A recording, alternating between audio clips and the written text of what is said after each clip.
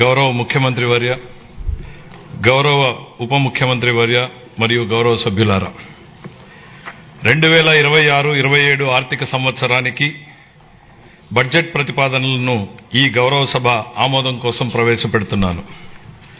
ఈ బడ్జెట్ ఒట్టి జమా ఖర్చుల లెక్క మాత్రమే కాదు, 5 కోట్ల రాష్ట్ర ప్రజల ఆశలు ఆకాంక్షలను నెరవేర్చేందుకు ఉద్దేశించిన రోడ్ మ్యాప్ ఇది. వరుసగా 3వ బడ్జెట్ సమర్పించడం నాకు దక్కిన అపూర్వమైన గౌరవం. ఈ అవకాశం ఇచ్చిన ముఖ్యమంత్రి చంద్రబాబు నాయుడు గారికి సర్వదా కృతజ్ఞుడిని.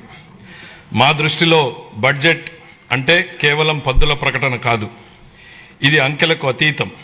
రాష్ట్ర అభివృద్ధి, ప్రజా సంక్షేమాల్ని జోడెద్దుల బండిలా పరుగులు పెట్టించాలన్న మా దృఢ సంకల్పాన్ని బలంగా చాటి చెప్పే ఒక ప్రకటన. ఈ బడ్జెట్ సాగునీటి కోసం ఎదురుచూసే రాయలసీమ రైతుల కలల్ని సాకారం చేసేది, అవకాశాల కోసం ఎదురుచూస్తున్న శ్రీకాకుళం జిల్లాలోని యువ పట్టభద్రులకు గుండె నిబ్బరాన్నిచ్చేది, భవిష్యత్తుపై కొండంత ఆశతో కుటుంబాన్ని నడిపిస్తున్న నెల్లూరు గృహిణికి భరోసానిచ్చేది, కోస్తాలోని మహిళా పారిశ్రామికవేత్తలతో స్ఫూర్తిని నింపేది.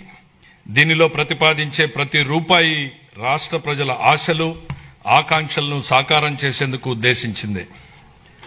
గత ప్రభుత్వ విధ్వంసకర పాలన చేసిన లోతైన గాయాలు, మిగిల్చిన చేదు అనుభవాలు మనం ఏం చేయకూడదో నిరంతరం గుర్తు చేస్తున్నాయి.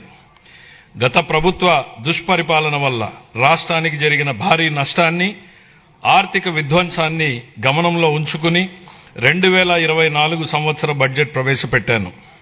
గత ప్రభుత్వం మిగిల్చిన గాయాలను మాన్పి 5 ఏళ్ల విషాదాన్ని దాటుకుని రాష్ట్రాన్ని పునర్నిర్మాణం చేసే దిశగా నడిపించేందుకు 2024 బడ్జెట్ బలమైన పునాది వేసింది.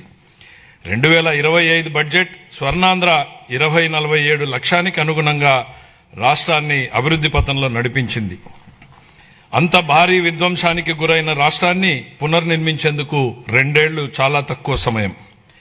2014లో జరిగిన అహేతుక విభజన రాష్ట్రానికి తగిలిన మొదటి దెబ్బ అయితే 2019-24 మధ్య అప్పటి ప్రభుత్వం చేసిన దుష్పరిపాలన రాష్ట్రానికి తగిలిన మరో పెద్ద షాక్.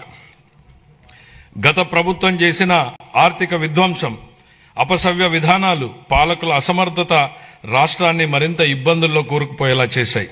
ఇన్ని సవాళ్లను ఎదుర్కొంటూ కూడా కూటమి ప్రభుత్వం అనుసరించిన నిర్మాణాత్మక విధానాల వల్ల జూన్ 24 నుండి ఈ 20 నెలల్లో రాష్ట్రం అద్భుతమైన అభివృద్ధి పథంలో సాగిందని చెప్పడానికి గర్వపడుతున్నాను.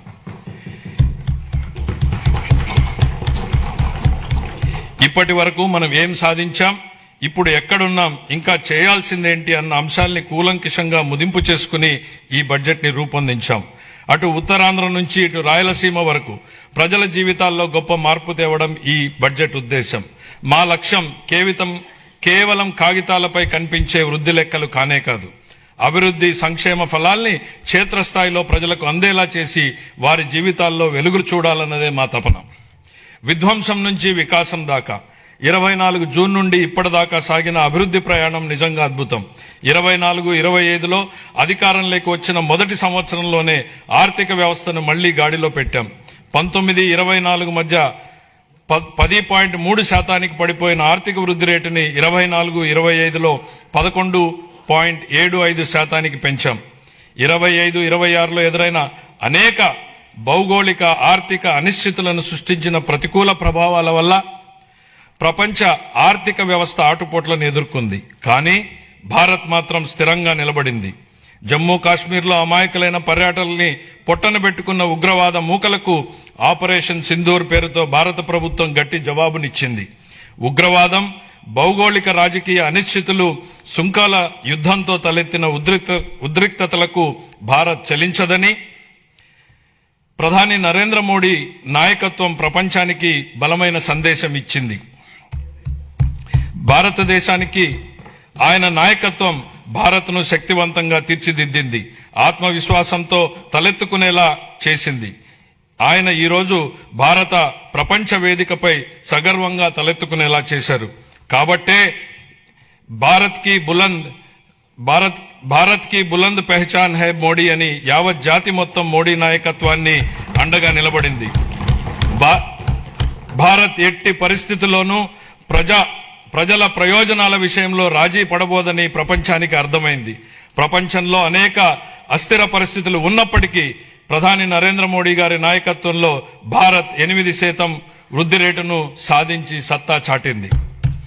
భారతదేశంతో పాటు ఆంధ్రప్రదేశ్ కూడా ప్రపంచ వేదికపై వెలుగు లీనుతోంది. విశాఖపట్నంలో ఏఐ డేటా సెంటర్ ఏర్పాటు చేయాలన్న గ్లోబల్ ఐటీ దిగ్గజం గూగుల్ నిర్ణయం ఒక్కసారి ప్రపంచ దేశాలన్నీ ఆంధ్రప్రదేశ్ వైపు తలెత్తి చూసేలా చేశాయి.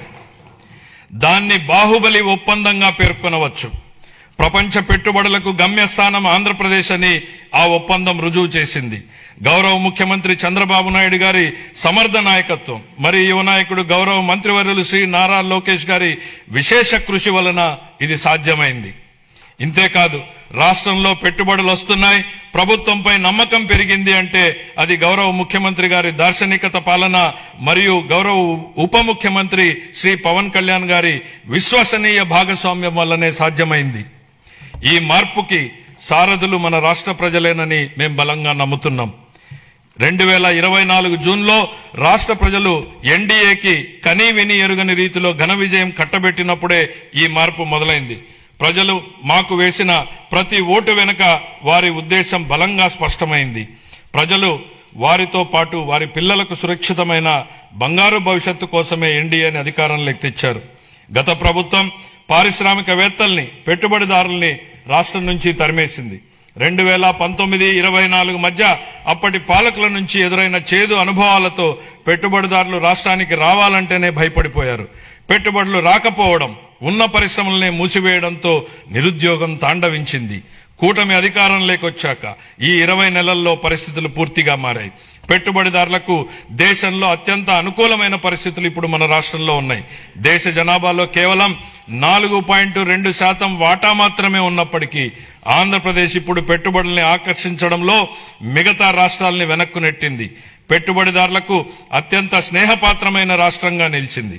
బ్యాంక్ ఆఫ్ బరోడా నివేదిక ప్రకారం 2025-26 ఆర్థిక సంవత్సరంలో ప్రతిపాదిత పెట్టుబడుల్లో 25% ఆంధ్రప్రదేశ్కు రావడమే దీనికి నిదర్శనం.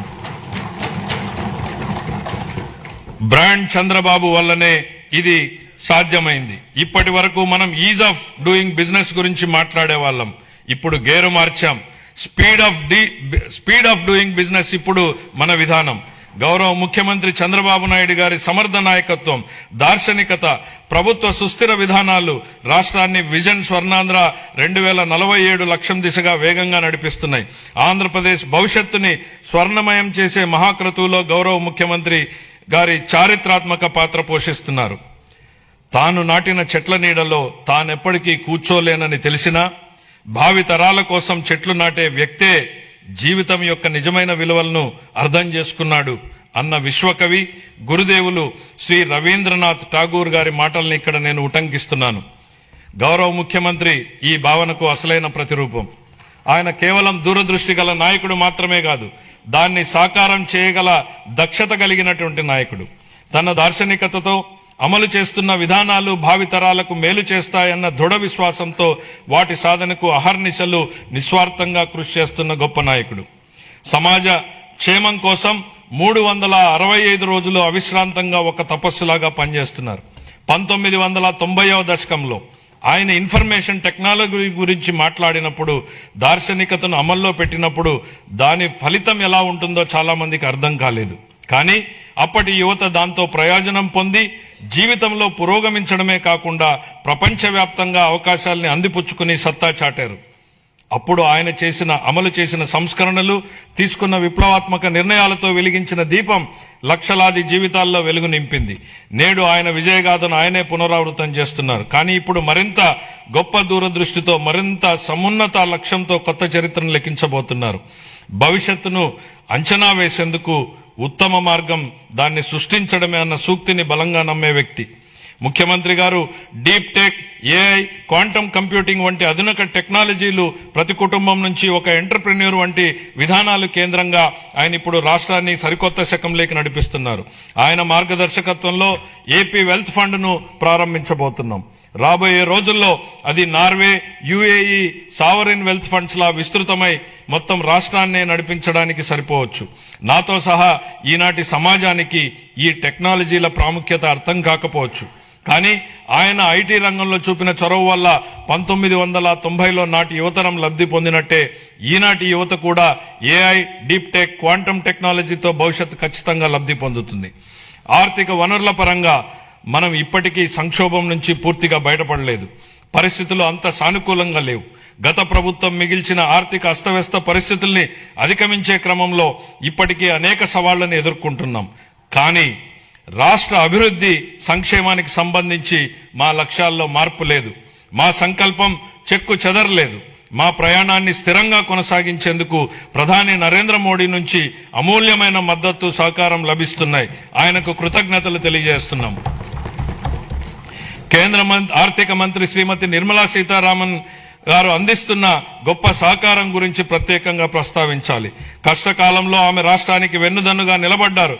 పోలవరం ప్రాజెక్టును మళ్లీ గాడిలో పెట్టడం, రాజధాని అమరావతి నిర్మాణాన్ని పునఃప్రారంభించడంలో పూర్తి సహకారం అందించారు.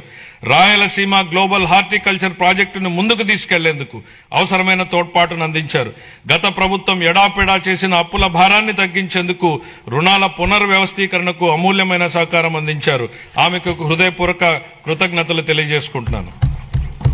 2026-27 సంవత్సరానికి సంబంధించి ఫిబ్రవరి 1న ప్రవేశపెట్టిన కేంద్ర బడ్జెట్ రాష్ట్రానికి ఆశాకిరణంలాగా కనపడుతోంది. దానిలో రాష్ట్ర అభివృద్ధికి అనేక అవకాశాలు కనిపిస్తున్నాయి. తూర్పు కోస్తా పారిశ్రామిక కారిడార్, పర్యాటక కేంద్రాల అభివృద్ధి, ఎలక్ట్రిక్ బస్సుల కొనుగోలు, పూర్వోదయ పథకం ఉపయోగపడుతుంది. రాయలసీమ గ్లోబల్ హార్టికల్చర్ హబ్ కూడా వేగంగా రూపుదిద్దుకుంటోంది. కేంద్ర బడ్జెట్ లో కొత్తగా ప్రకటించిన రేర్ ఎర్త్ కారిడార్లు, డేటా సెంటర్లు, ప్రాంతీయ medical hub, national institute of pharmaceutical education and research, seaplane manufacturing, container manufacturing, ప్రతి జిల్లాలో బాలికల హాస్టళ్ల వంటి అంశాల నుంచి రాష్ట్రానికి గరిష్ట ప్రయోజనాలు పొందేందుకు అవకాశం ఉంది. ప్రపంచవ్యాప్తంగా ఇప్పుడు ప్రభుత్వ రంగ ప్రాజెక్టుల్ని పీపీపీ ఛాలెంజ్ విధానాల్లో చేపట్టే ట్రెండ్ నడుస్తోంది. అది ప్రభుత్వ రంగ సంస్థల నైపుణ్యాలను, సామర్థ్యాలను పెంచేందుకు దోహదం చేస్తుంది. పీపీపీ విధానంలో ప్రైవేటు రంగానికి ఉన్న అనుభవంతో ప్రభుత్వ ప్రాజెక్టుల్ని మరింత మెరుగ్గా అమలు చేయగలం. ప్రాజెక్టు వ్యయాన్ని నిర్ణయించడంలో పారదర్శకతకు, పోటీతత్వాన్ని పెంచేందుకు ఛాలెంజ్ విధానం దోహదం చేస్తుంది. కేంద్ర ప్రభుత్వం బడ్జెట్ లో చాలా ప్రాజెక్టుల్ని ఛాలెంజ్ విధానంలో ప్రకటించడంతో ఆంధ్రప్రదేశ్ కు కొత్త అవకాశాలకు ద్వారాలు తెరిచినట్టయింది. ఛాలెంజ్ మోడల్లో ప్రాజెక్టులు చేపట్టేందుకు రాష్ట్రం పూర్తి సంసిద్ధంగా ఉంది. ఇతర రాష్ట్రాలతో పోటీపడి chemical park, mega textile park, city economic reasons, university township వంటి ప్రాజెక్టుల్ని సాధించుకోగలమన్న విశ్వాసం మాకుంది. సిటీ ఎకనామిక్ రీజన్స్ ప్రాజెక్టులో పోటీ పడేందుకు విశాఖపట్నం ఎకనామిక్ రీజన్ ప్లాన్ ను ఇప్పటికే సిద్ధం చేశాం. విజన్ స్వర్ణాంధ్ర 2047 అమలుకి, ప్రాంతీయ ఆకాంక్షల్ని నెరవేర్చేందుకు, సమ్మిళిత అభివృద్ధి సాధించేందుకు మా ప్రభుత్వ ప్రాంతీయ అభివృద్ధి విధానాన్ని అవలంబిస్తోంది. విశాఖపట్నం, అమరావతి, తిరుపతి రీజన్లను రాష్ట్రానికి కీలకమైన గ్రోత్ ఇంజన్లుగా గుర్తించింది. నీతి ఆయోగ్ తో కలిసి Visakhapatnam economic reason economic master plan ని తయారు చేశాం. శ్రీకాకుళం, పార్వతీపురం మన్యం, విజయనగరం, విశాఖపట్నం, అల్లూరి సీతారామరాజు, అనకాపల్లి, పోలవరం, కాకినాడ, తూర్పుగోదావరి, డాక్టర్ బిఆర్ అంబేద్కర్ కోనసీమ జిల్లాలు దీని పరిధిలోకి వస్తాయి. దీనిలో మొత్తం 7 గ్రోత్ డ్రైవర్లున్నాయి. మ్యానుఫ్యాక్చరింగ్, సర్వీసెస్, మౌలిక వసతులు, పట్టణీకరణ, వ్యవసాయ రంగాల్లో 41 హై ఇంపాక్ట్ ప్రాజెక్టులు ఏర్పాటైతాయి. వాటికి అవసరమైన నిధుల్ని కేంద్ర ప్రభుత్వం, ప్రైవేటు రంగాల నుంచి సమకూర్చుకుంటాం. మెట్రో రైలు ప్రాజెక్టులతో సహా ఈ విశాఖ ఎకనామిక్ రీజన్ కి సంబంధించి సుమారు 28,000 కోట్ల రూపాయలతో ప్రాజెక్టులు ప్రతిపాదనలు సమర్పిస్తున్నాం. విశాఖ ఎకనామిక్ రీజన్ తరహాలోనే ఎన్టీఆర్, కృష్ణా, ఏలూరు, గుంటూరు, పశ్చిమ గోదావరి, ప్రకాశం, పల్నాడు, బాపట్ల, మార్కాపురం జిల్లాలతో అమరావతి ఎకనామిక్ రీజన్ ని అభివృద్ధి చేస్తాం. ఈ ప్రాంత సమగ్ర అభివృద్ధికి దోహదం చేసే వనరులు, గ్రోత్ ఇంజన్లు, బలాల్ని గుర్తించేందుకు శాస్త్రీయ పద్ధతుల్లో సామాజిక ఆర్థిక అధ్యయనం నిర్వహిస్తాం. సూక్ష్మ సేద్యం ప్రాధాన్యతను గుర్తించి 1990లోనే ఆ కాన్సెప్ట్ ని తీసుకొచ్చినటువంటి మొదటి ముఖ్యమంత్రి గౌరవ చంద్రబాబు నాయుడు గారు. ఇప్పుడు ఆయన రాయలసీమ రీజన్ ను గ్లోబల్ హార్టికల్చర్ హబ్ గా మార్చి అక్కడ రైతుల జీవితాల్లో సమూల మార్పులు తెచ్చేందుకు కంకణం కట్టుకున్నారు. రాయలసీమ ఇంటిగ్రేటెడ్ డెవలప్మెంట్ ప్లాన్ సిద్ధం చేయించారు. అందులో భాగంగా 2030 నాటికి ఉద్యాన పంటల విస్తీర్ణాన్ని 8.41 లక్షల హెక్టార్ల నుండి 14.41 లక్షల హెక్టార్లకు పెంచబోతున్నాం. సాగునీరు, సూక్ష్మ సేద్యం ప్రాజెక్టుల ద్వారా నీటి ఎద్దడి అన్నదే లేకుండా చేస్తాం. ప్రపంచ మార్కెట్లతో అనుసంధానానికి రోడ్స్ కనెక్టివిటీ పెంచుతాం. అనంతపురము, అన్నమయ్య, చిత్తూరు, కర్నూలు, నంద్యాల, ప్రకాశం, మార్కాపురం, సత్యసాయి, తిరుపతి, వైఎస్ఆర్ కడప జిల్లాల్లోని 303 మండలాల పరిధిలో 200 పైగా హార్టికల్చర్ క్లస్టర్లని ఏర్పాటు చేయడం జరుగుతుంది. ఇందులో product perfection, forward and backward integration, మొత్తం వాల్యూ చైన్ లో ప్రపంచవ్యాప్తంగా ఉన్న అత్యుత్తమ విధానాల్ని అమలు చేయడం వంటి ప్రణాళికలో భాగం. ఈ ప్రాజెక్టు వల్ల ఉత్పాదకత గణనీయంగా పెరుగుతుంది. ఉద్యాన ఉత్పత్తులకు మంచి ధర లభిస్తుంది. లక్షల మంది రైతులకు లబ్ధి చేకూరుతుంది. వ్యవసాయేతర రంగాల్లో ప్రత్యక్షంగా 9 లక్షల ఉద్యోగాలు లభిస్తాయి. రాయలసీమపై వెనుకబడిన ప్రాంతం అన్న ముద్ర తొలగిపోతుంది. రాయలసీమ పేరు చెప్తే మిగులు అన్న మాట తప్ప కొరత అన్న మాట వినపడదు. ఈ ప్రాజెక్టుకు సంబంధించి 30,000 కోట్ల రూపాయలతో ప్రతిపాదనల్ని సమర్పిస్తున్నాం. అప్పుల గురించి మాట్లాడుతున్న ప్రతిపక్ష మిత్రులకి ఒక విషయం గుర్తు చేయదలుచుకుంటున్నాను. మాకు 9.74 లక్షల కోట్ల రూపాయలని అప్పు మిగిల్చి వెళ్లింది మీ ప్రభుత్వమే. మీరు చేసినటువంటి అప్పులు తీర్చడానికి మేము మళ్లీ అప్పులు చేయాల్సినటువంటి పరిస్థితి తలెత్తింది. కానీ ఈ రోజు మేము అప్పుగా తెస్తున్న ప్రతి రూపాయి ఉత్పాదకత వ్యయంలోకే వెళ్తోంది. అది రైతులు, మహిళలు, విద్యార్థులు, వృద్ధుల చేతుల్లోకి వెళ్తోంది. గత ప్రభుత్వ నిర్వాకాల వల్ల సకాలంలో జీతాలు కూడా ఇవ్వలేని దుస్థితి నుండి ఇప్పుడు మా ప్రభుత్వం సమర్థ పాలనా విధానాలతో ఆర్థిక సుస్థిరత దిశగా అడుగులు వేస్తోంది. ఖర్చులు తగ్గించుకొని, వనరులు పెంచుకొని ఆర్థిక స్థిరత్వం దిశగా ప్రయాణం చేస్తోంది. సంక్షోభంలో ఉన్న రాష్ట్రాన్ని ఆకాంక్షల సాకారం దిశగా నడిపిస్తున్నాం. మా అభివృద్ధి వ్యూహంలో అత్యంత కీలకమైనటువంటిది సాగునీటి రంగానికి బడ్జెట్ అధిక ప్రాధాన్యతనిస్తోంది. మనం నిల్వ చేసే ప్రతి నీటి బొట్టు, పునరుద్ధరించే ప్రతి కాలువ, సాగునీరందించే ప్రతి ఎకరం ప్రజల జీవితాల్ని మారుస్తాయని బలంగా విశ్వసించే ప్రభుత్వం మాది. వాతావరణ మార్పులు, వర్షపాతంలో అనూహ్యమైనటువంటి హెచ్చుతగ్గులు వంటివి రుతుపవనాలపై పూర్తిగా భరోసా ఉండలేని పరిస్థితులు కల్పిస్తున్నాయి. అందుకే నీటి నిల్వ, సమర్థ పంపిణీపై ఎక్కువ దృష్టి పెట్టాం. కేవలం ప్రాజెక్టులు కడితే సరిపోదు. భవిష్యత్ తరాలకు దీర్ఘకాలిక నీటి భద్రతను కల్పించేలా మన విధానాలు ఉండాలన్నది మా లక్ష్యం. గత ప్రభుత్వం ప్రజల నిజమైన అవసరాల్ని అర్థం చేసుకోలేదు. బిల్లులు చెల్లించకపోవడం, అధ్వాన్న నిర్వహణ వలన సాగునీటి ప్రాజెక్టులు ఎక్కడివక్కడ నిలిచిపోయాయి.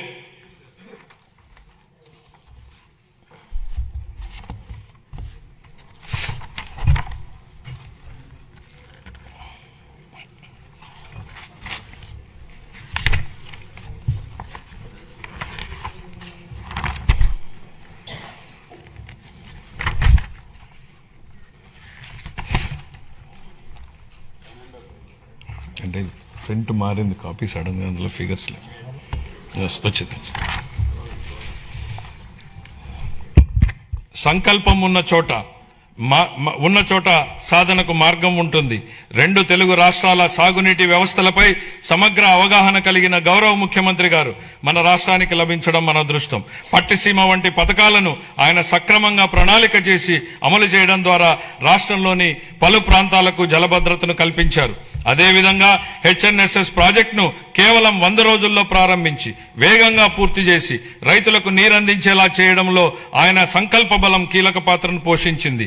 హంద్రీనీవా ద్వారా తొలిసారిగా 45 టీఎంసీల కృష్ణా జలాలను విజయవంతంగా ఎత్తిపోతల చేసి రాయలసీమలో నీటి లభ్యతను గణనీయంగా మెరుగుపరిచాం. పోలవరం ప్రాజెక్టు విషయంలో పెండింగ్ ఉన్న 5,000 కోట్ల రూపాయల బిల్లుల్ని చెల్లించి పనులను వేగవంతం చేశాం. డయాఫ్రామ్ గోడ నిర్మాణం ఇప్పటికే 91% పూర్తయింది. మొత్తం ప్రాజెక్టు పురోగతి 60% దాటింది. వెలుగొండ ప్రాజెక్టు బీఆర్ఆర్ వంశధార దశ 2, అలాగే వంశధార నాగావళి మరియు నాగావళి చంపావతి నదుల అనుసంధాన పనుల్లో సమాంతరంగా గణనీయమైనటువంటి పురోగతి సాధించబడింది. అదే సమయంలో రాష్ట్ర వ్యాప్తంగా విస్తృత స్థాయిలో చేపట్టిన ఆపరేషన్ అండ్ మెయింటెనెన్స్ ఎస్డిఎంఎఫ్ మరియు ఎఫ్డిఆర్ పనులు సాగునీటి వ్యవస్థలను స్థిరీకరిస్తున్నాయి. 5 ఏళ్ల విరామం అనంతరం మొత్తం 6,047 నీటి వినియోగదారుల సంఘాలను ప్రజాస్వామ్య పద్ధతిలో పునరుద్ధరించడం ద్వారా సాగునీటి నిర్వహణలో రైతుల భాగస్వామ్యానికి మళ్లీ బలోపేతం చేశాం. ఇక ముందు బీఆర్ఆర్ వంశధార 2, హంద్రీనీవా, పూల సుబ్బయ్య, వెలుగొండ మరియు పోలవరం ప్రాజెక్టులను పూర్తి చేయడానికి మా ప్రభుత్వం కట్టుబడి ఉంది. రాయలసీమను శాశ్వతంగా కరువు రహిత ప్రాంతంగా మార్చడానికి పోలవరం నల్లమల సాగర్ అనుసంధానంపై మేము చురుగ్గా దృష్టి సారించాం.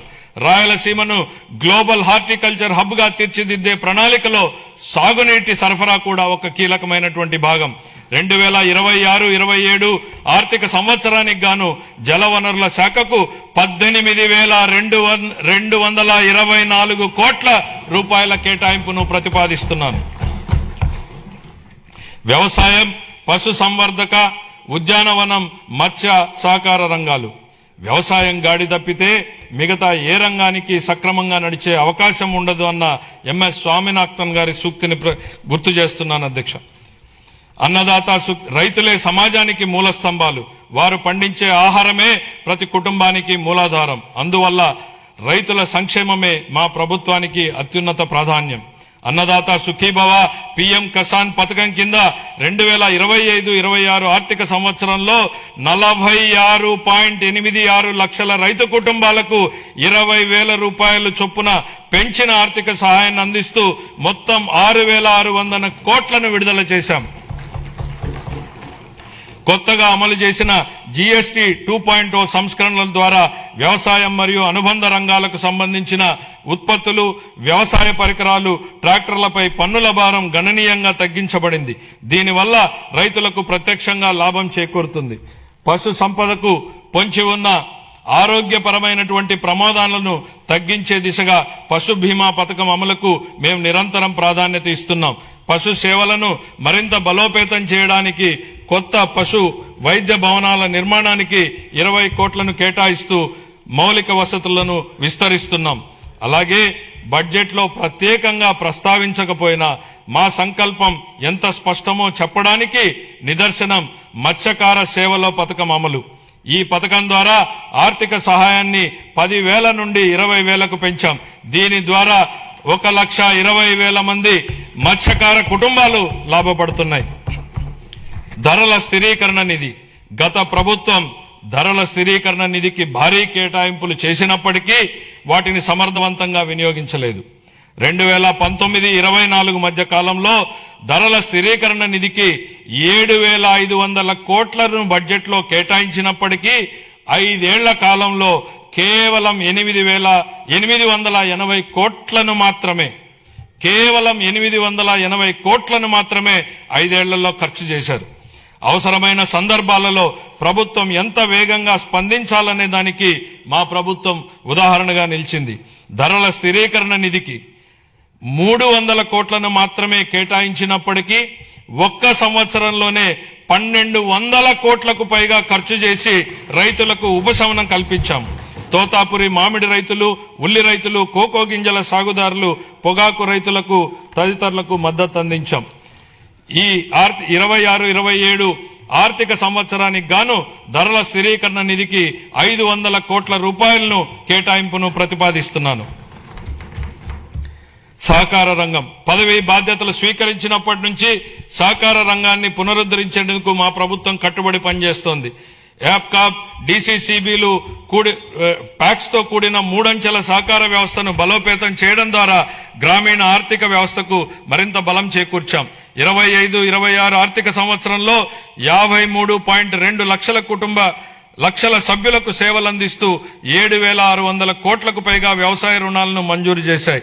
ముఖ్యమైన సాధనంగా 2021 ప్యాక్స్ లను డిజిటైజ్ చేయగా అందులో 2017 సంఘాలు ఈ ప్యాక్స్ గా కార్యకలాపాలను నిర్వహిస్తున్నాయి. దీనివల్ల సేవలు అందించడంలో ఆలస్యం గణనీయంగా తగ్గి పారదర్శకత పెరిగింది. 26-27 ఆర్థిక సంవత్సరానికి గాను వ్యవసాయ మరియు అనుబంధ రంగాలకు 13,598 కోట్ల రూపాయల కేటాయింపును ప్రతిపాదిస్తున్నాను. వ్యవసాయ బడ్జెట్ ను సమర్పించే సందర్భంగా ఇందుకు సంబంధించినటువంటి వివరాలను మా సహచర మంత్రి గారు సభకు సమగ్రంగా తెలియజేస్తారు. పాఠశాల విద్య, ఉన్నత విద్య, నైపుణ్యాభివృద్ధి, ఉపాధి శిక్షణ విద్యనుద్దేశించి నెల్సన్ మండేలా గారి మాటల్లో, ప్రపంచాన్ని మార్చడానికి మీరు ఉపయోగించగల అత్యంత శక్తివంతమైనటువంటి ఆయుధం విద్య. విద్య అనేది కేవలం భవనాలు, పాఠ్య ప్రణాళికలు లేదా పరీక్షలకే పరిమితం కాదు. తన బిడ్డ మంచి భవిష్యత్తును సాధిస్తాడనే నమ్మకంతో ఉన్న తల్లి కళ్లల్లో కనిపించే ఆశే విద్య. గ్రామీణ ప్రాంతానికి చెందిన ఒక విద్యార్థి వైద్యుడు, ఇంజనీరు, ఉపాధ్యాయుడు లేదా సివిల్ సర్వెంట్ కావాలని కలలు కనే సంకల్పమే విద్య. మా ప్రభుత్వం విద్యను కేవలం పరిపాలనా బాధ్యతగా కాకుండా ఒక నైతిక కట్టుబాటుగా పరిగణిస్తుంది. మా దృష్టిలో పాఠశాలలను నిర్మించడం అంటే భవిష్యత్తును నిర్మించడం. శ్రీ నారా లోకేష్ గారి నాయకత్వంలో రాష్ట్రంలో విద్యా విధానం దృక్పథం లక్ష్య సాధన దిశగా దృష్టి సారిస్తోంది. పిల్లలు గ్లోబల్ స్థాయిలో పోటీ పడగల నైపుణ్యాలతో సిద్ధమవుతున్నారు. 2019-24 మధ్యకాలంలో ప్రభుత్వ విద్యా వ్యవస్థ తీవ్రమైనటువంటి సంస్థాగత వెనుకబాటుకు గురైంది. సమగ్ర ప్రణాళిక లేకుండా చేపట్టినటువంటి సంస్కరణలు గందరగోళాన్ని సృష్టించాయి. తొందరపాటు నిర్ణయంతో 1000 పాఠశాలను సిబిఎస్ఈకి మార్చడం వల్ల సుమారు 90% మంది విద్యార్థులు ఉత్తీర్ణత కాలేకపోయారు. ఉపాధ్యాయుల సన్నద్ధత లేకపోవడంతో టోఫెల్ కార్యక్రమం విఫలమైంది. అమలు సాధ్యాసాధ్యాలు పరిగణలోకి తీసుకోకుండా నాడు ప్రతిపాదించిన ఐబీ పాఠ్య ప్రణాళికలపై ప్రజాధనం వృధా అయింది. నాడు నేడు కార్యక్రమంలో పరిపాలనా వైఫల్యం కారణంగా 7,876 కోట్ల విలువైన మౌలిక సదుపాయాల పనులు అసంపూర్తిగా మిగిలిపోయాయి. జూన్ 24 నుండి మా ప్రభుత్వం విద్యారంగంలో సమగ్ర ఫలితాలపై దృష్టి కేంద్రీకరించిన సంస్కరణలను ప్రారంభించింది. తల్లికి వందనం, మనబడి మన భవిష్యత్తు, డొక్కా సీతమ్మ మధ్యాహ్న భోజన పథకం, పారిశుద్ధ్యం మరియు నిర్వహణ విధులు, పాఠ్య ప్రణాళిక మార్పులు, డిజిటల్ లెర్నింగ్, ఉపాధ్యాయుల సామర్థ్య వృద్ధి, పరిపాలన పునర్వ్యవస్థీకరణ వంటి ప్రధాన కార్యక్రమాల ద్వారా అభ్యసన సామర్థ్యాలను, ఫలితాలను మరియు గ్లోబల్ పోటీతత్వాన్ని మెరుగుపరచడంపై దృష్టి సారించాం. లెర్నింగ్ ఎక్సలెన్స్ ఇన్ ఆంధ్రప్రదేశ్ కింద కేజీ టు పీజీ విద్యా సంస్కరణ నమూనాను ప్రారంభించాం. సూపర్ 6 కార్యక్రమంలో భాగంగా 25-26లో ప్రవేశపెట్టిన తల్లికి వందనం పథకం క్రింద ప్రతి విద్యార్థికి సంవత్సరానికి 15,000 రూపాయల చొప్పున అందజేసి 67.27 లక్షల మంది విద్యార్థులకు లాభం చేకూర్చడం జరిగింది. పరిపాలనా పారదర్శకతను మెగా పేరెంట్ టీచర్ సమావేశాలు, పాఠశాల స్టార్ రేటింగ్ వ్యవస్థ, సమాజ భాగస్వామ్యం ద్వారా బలోపేతం చేశాం. అనేక సంవత్సరాలుగా వేలాది ఉపాధ్యాయ పోస్టులు ఖాళీగా ఉండేవి. మెగా డిఎస్సి 25 ద్వారా నోటిఫై చేసిన 16,347 పోస్టుల్లో 15,941 ఉపాధ్యాయ పోస్టులను విజయవంతంగా భర్తీ చేశాం. ఉపాధి గౌరవం మరియు అవకాశాలను సృష్టించినప్పుడే వృద్ధికి అర్థం ఉంటుంది. భవిష్యత్ ఉపాధి అవసరాలకు అనుగుణంగా సమగ్ర నైపుణ్యాభివృద్ధి వ్యవస్థను రూపొందిస్తున్నాం. విద్య మరియు పరిశ్రమలు మరియు అభివృద్ధి చెందుతున్న సాంకేతిక రంగాల మధ్య సమన్వయంపై దృష్టి సారించాం. ప్రత్యక్ష అనుభవాల్ని కల్పించేందుకు అన్ని ప్రభుత్వ ఐటీఐలు 167 పరిశ్రమల భాగస్వామ్యంతో అవగాహన ఒప్పందాలు కుదుర్చుకున్నాయి.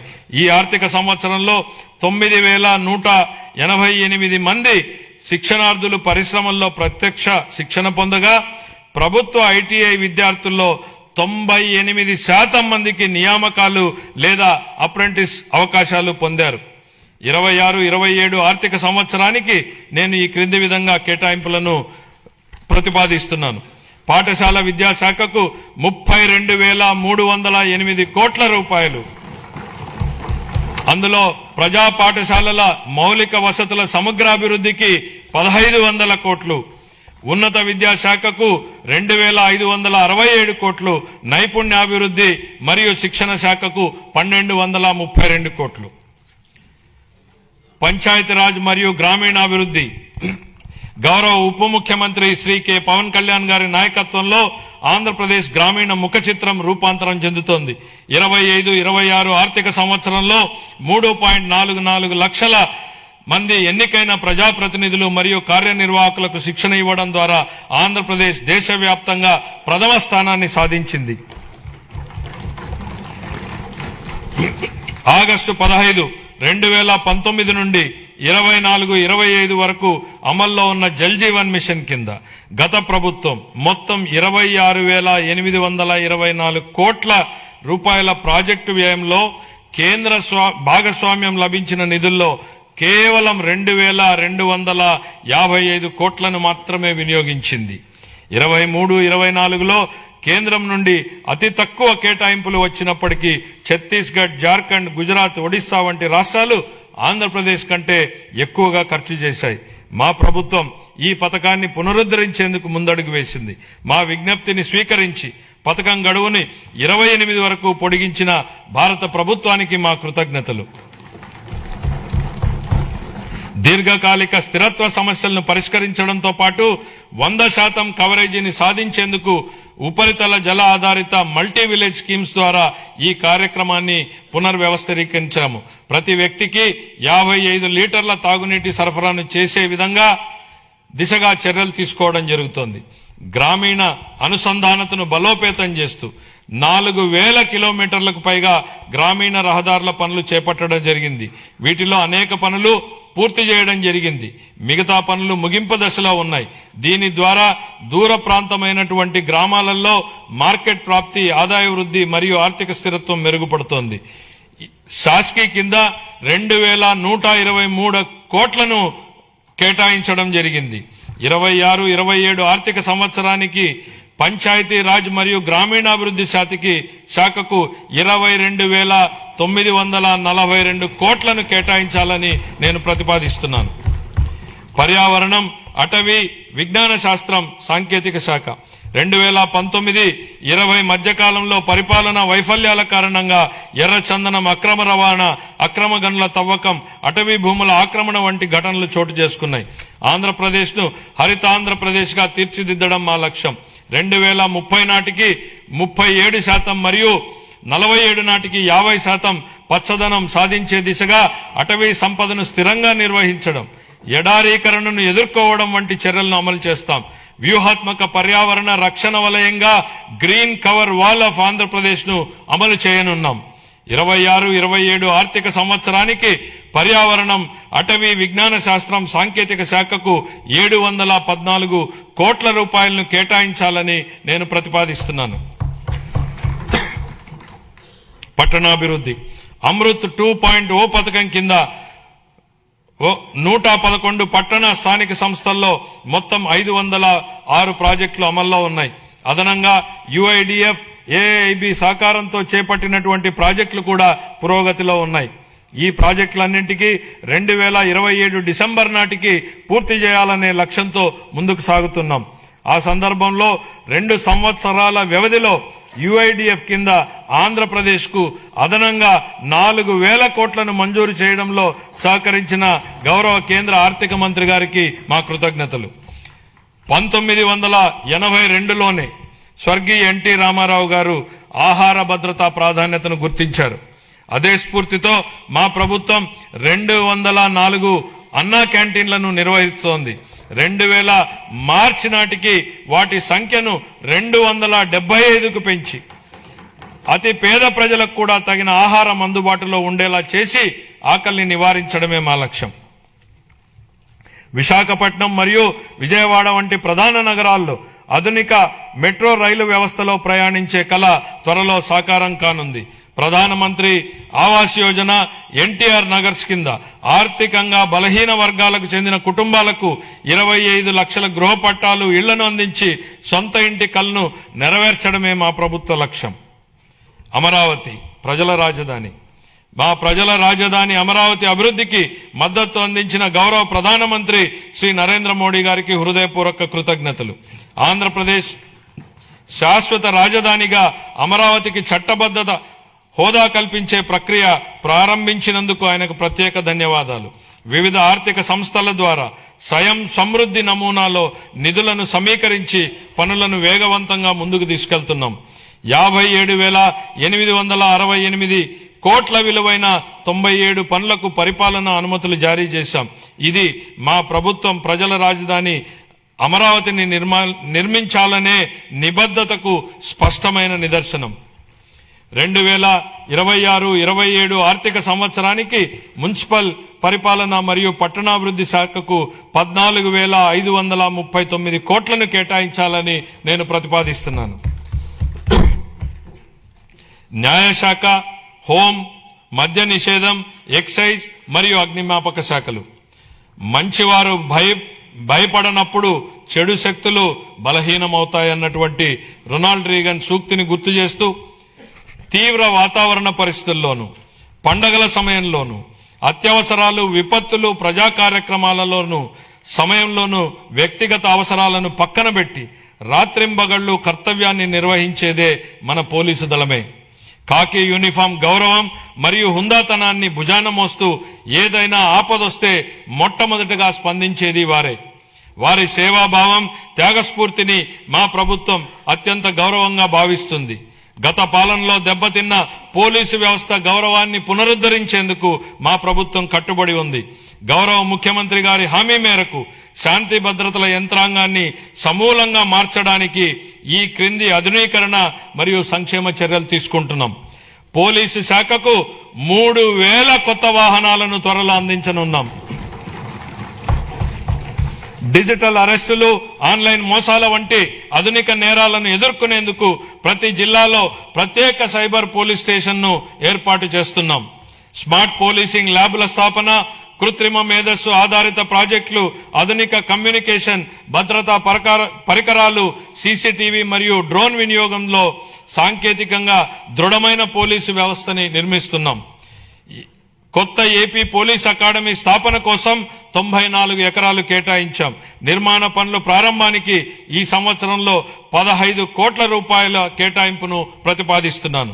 శ్రీకాకుళం, రాజమండ్రి, ప్రకాశం, చిత్తూరు జిల్లాల్లో 4 కొత్త ఇండియా రిజర్వ్ ఏపీఎస్పీ బెటాలియన్లను ప్రారంభించి 3,920 పోస్టులను మంజూరు చేశాం.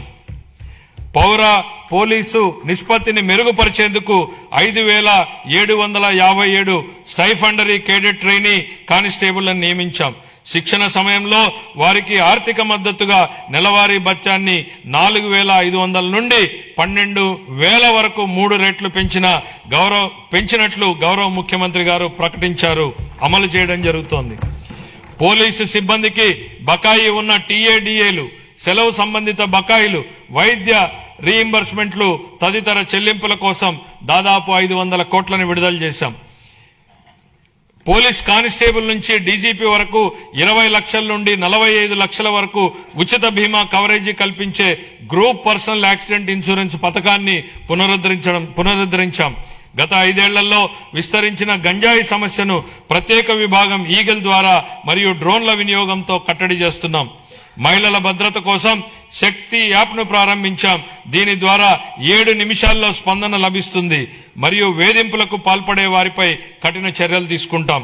జిల్లా న్యాయ వ్యవస్థ కోసం కోర్టు భవనాలు మరియు నివాస గృహాల నిర్మాణాన్ని విస్తృతంగా చేపట్టాం. న్యాయ వ్యవస్థకు 349 కోట్ల విలువైన పనులను మంజూరు చేశాం. 26-27 తొలి దశలో 100 కొత్త కోట్లను ఆమోదించాం. పునర్వ్యవస్థీకరించిన ఎక్సైజ్ విధానంతో మద్యం రంగంలో లీకేజీలను పూర్తిగా నివారించాం. అవినీతి లేకుండా ఆదాయం రాష్ట్ర ఖజానాకు సక్రమంగా చేరుతోంది. అగ్నిమాపక సేవల ఆధునీకరణలో భాగంగా 17 కొత్త అగ్నిమాపక కేంద్రాలను స్థాపిస్తున్నాం. స్పందన సమయాన్ని తగ్గించేందుకు అత్యాధునిక శోధన మరియు రక్షణ పరికరాలతో కూడిన అగ్నిమాపక వాహనాలను కొనుగోలు చేస్తాం. రాష్ట్ర శిక్షణ కేంద్రాన్ని మౌలిక సదుపాయాల అభివృద్ధి ద్వారా బలోపేతం చేస్తాం. 26-27 ఆర్థిక సంవత్సరానికి హోంశాఖకు 9,165 కోట్లను కేటాయించాలని నేను ప్రతిపాదిస్తున్నాను. అదేవిధంగా మద్య నిషేధం మరియు ఎక్సైజ్ శాఖకు 500 కోట్లను కేటాయించాలని ప్రతిపాదిస్తున్నాను. మరియు మా ప్రభుత్వం తీసుకున్న ముఖ్యమైన చర్యలను ఈ సందర్భంగా ప్రస్తావించదలిచాను. ఆర్థిక శాఖ తీసుకున్న చర్యలు: రాష్ట్ర ఆర్థిక వ్యవస్థను జాగ్రత్తగా నిర్వహిస్తూ ఆర్థిక క్రమశిక్షణను పాటిస్తున్నామని ఈ క్రింది చర్యలు స్పష్టంగా చూపిస్తున్నాయి. గత ప్రభుత్వం అత్యధికంగా 12.3% వరకు ఉన్న వడ్డీ రేట్లపై అప్పులు తీసుకుంది. రాష్ట్ర ఆర్థిక భారాన్ని తగ్గించేందుకు అధిక వడ్డీ రుణాలను 9% లేదా అంతకంటే తక్కువ తీసుకురావడానికి వడ్డీ రేట్ల తగ్గింపు, డెట్ స్వాపింగ్ వంటి చర్యలను చేపడుతున్నాం. ఇప్పటి వరకు 43,298 కోట్ల రుణాలను వడ్డీ తగ్గించి సంవత్సరానికి 327 కోట్ల రూపాయలను ఆదా చేశాం. అదనంగా మరో 1.2 లక్షల కోట్ల రుణాలపై మెరుగైన షరతులు పొందేందుకు చర్యలు కొనసాగిస్తున్నాం. దీని ద్వారా సంవత్సరానికి 1,658 కోట్ల రూపాయల ఆదా కలుగుతుందని అంచనా. పంచాయతీలు మరియు మున్సిపాలిటీలను బలోపేతం చేయడానికి ఆర్థిక సంఘం గ్రాంట్ల కింద 3,797 కోట్లను విడుదల చేశాం. జూన్ 24 నాటికి పెండింగ్ లో ఉన్న 24,800 కోట్ల బకాయిలను క్లియర్ చేశాం. సాగునీరు, రహదారులు మరియు ఇతర పనులకు సంబంధించి 37,030 కోట్లను చెల్లించి ఆర్థిక కార్యకలాపాలను పునరుద్ధరించాం. 163 కేంద్ర ప్రాయోజిత పథకాలకు 18,700 కోట్లను విడుదల చేసి వాటిలో 85 పథకాలని పునరుద్ధరించాం. దీని ఫలితంగా కేంద్ర ప్రభుత్వ నిధుల విడుదల మరింత పెరిగింది. ఆంధ్రప్రదేశ్ వెల్త్ ఫండ్ను 100 కోట్లతో సీడ్ కార్పస్ తో ఏర్పాటు చేయాలని ప్రతిపాదిస్తున్నాం. దేశవ్యాప్తంగా ఉన్న అవకాశాలలో పెట్టుబడులు పెట్టేందుకు ప్రైవేట్ ఈక్విటీ పెట్టుబడిదారులను ఆహ్వానించి రాష్ట్రానికి సంపద సృష్టించే దిశగా ముందుకు సాగుతున్నాం. సంస్కరణలు, స్పీడ్ ఆఫ్ డూయింగ్ బిజినెస్ సిద్ధాంతానికి అనుగుణంగా ప్రభుత్వంలోని చట్టాలు, నియామకాలు, నిబంధనలు, ప్రభుత్వం ఉత్తర్వులను సమీక్షించి పరిపాలనా ప్రక్రియలను సరళీకరించి పెట్టుబడులకు అనుకూల వాతావరణాన్ని మరియు పౌర సేవల మెరుగుదలను కల్పిస్తున్నాం. ఇదే దిశలో ప్రభుత్వ రంగ సంస్థలను పునరుద్ధరించి వాటి ఖాతాలు మరియు ఆడిట్ వ్యవస్థను క్రమబద్ధీకరించి లాభదాయకంగా మార్చేందుకు చర్యలు తీసుకుంటున్నాం. కేంద్ర ప్రభుత్వ విధానానికి అనుగుణంగా రాష్ట్ర పబ్లిక్ సెక్టార్ సంస్థలను ట్రెడ్స్ డిజిటల్ ప్లాట్ఫామ్ ద్వారా బిల్ డిస్కౌంటింగ్ విధానాన్ని అనుసరిస్తాయి. శాసకి కింద 2025-26లో ఫిబ్రవరి 12 ఫిబ్రవరి 26 నాటికి ఆంధ్రప్రదేశ్ పొందింది 6,544 కోట్లు పొందింది. మార్చి 31 నాటికి మరో 1,434 కోట్లు అందుకోనుంది. ఇది 23-24లో పొందిన 4,090 కోట్లతో పోలిస్తే దాదాపు రెట్టింపు. దేశంలో తొలిసారిగా రీఇమాజినింగ్ పబ్లిక్ ఫైనాన్స్ సమ్మిట్ ను నవంబర్ 25లో విశాఖపట్నంలో నిర్వహించాం. ఈ సమ్మిట్ లో ఇతర రాష్ట్ర ప్రభుత్వాలు, జాతీయ మరియు అంతర్జాతీయ ఆర్థిక సంస్థల ప్రతినిధులు పాల్గొన్నారు. 2 రోజుల చర్చల ఫలితంగా ఏపీ లాజిస్టిక్స్ కార్పొరేషన్ స్థాపనకు దారితీసింది. అలాగే పబ్లిక్ సెక్టర్లో వినూత్న ఆర్థిక నమూనాల ద్వారా ప్రైవేటు పెట్టుబడులను ఆకర్షించే మార్గాలు ఏర్పడ్డాయి. భవిష్యత్ విధానాలు: జూన్ 24 నుండి రాష్ట్రాన్ని ప్రపంచ స్థాయి పోటీతత్వంతో ముందుకు తీసుకెళ్లేందుకు 26 పునర్వ్యవస్థీకరించిన పాలసీలను ప్రవేశపెట్టాం. వాటిలో ముఖ్యమైనటువంటివి ఆంధ్రప్రదేశ్ పారిశ్రామిక అభివృద్ధి విధానం, ఆంధ్రప్రదేశ్ ఎంఎస్ఎంఈ పారిశ్రామికవేత్తల అభివృద్ధి విధానం, ఆంధ్రప్రదేశ్ సమగ్ర స్వచ్ఛ ఇంధన విధానం, ఆంధ్రప్రదేశ్ ఆవిష్కరణ స్టార్టప్ విధానం, ఆంధ్రప్రదేశ్ పర్యాటక విధానం.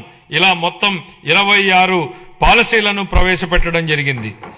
ఈ విధానాలు ఆంధ్రప్రదేశ్ ను పెట్టుబడులకు అనుకూలమైన, స్థిరమైన మరియు సమగ్ర అభివృద్ధిని సాధించే రాష్ట్రంగా తీర్చిదిద్దే దిశగా ముందుకు వెళ్తాయి.